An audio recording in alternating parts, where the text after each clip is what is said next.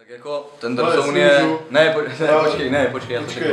Tender Zone je o věcech, co byly, co jsou a co budou.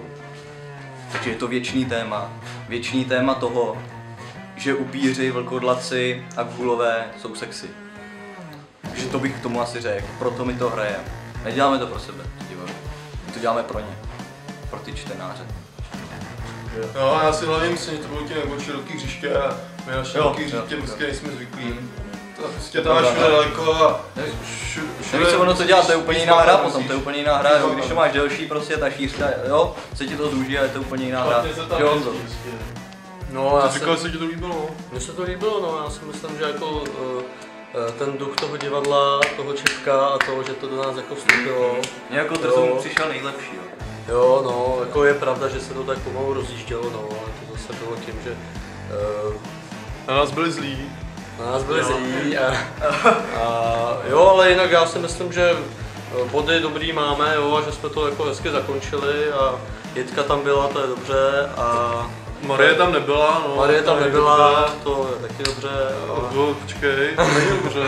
Ale Klároslava tam byla. Klároslava tam byla, Klimt tam byl.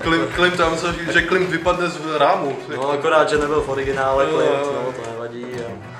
Takže já si myslím, že jako dobrý, no, já si to budu líčit a dobrá, ještě druhý představení. Co ti řeknu? Tak nevím, něco pověz, tak Vojtíku. Všichni tady byli.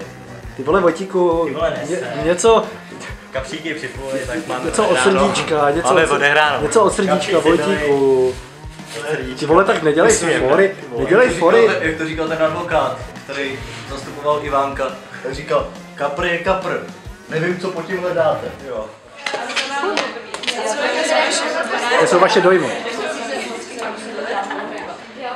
No, my se o tom tady velice živě bavíme, jak se nám to dneska moc líbilo. Myslím, že tahle repríza se velice povedla na tu průměr. Škoda, že je to derniéra, protože kam by to asi rostlo. No. To je tak říká profesionální kus, řekla bych. My jsme se chystali otevřít diskuzi na téma, jestli Trzon je pozitivní nebo negativní postava. Protože jsem slyšela, že všichni si myslí, že je pozitivní, ačkoliv měl být ten špatný. Ne, mě ne. Ale jo.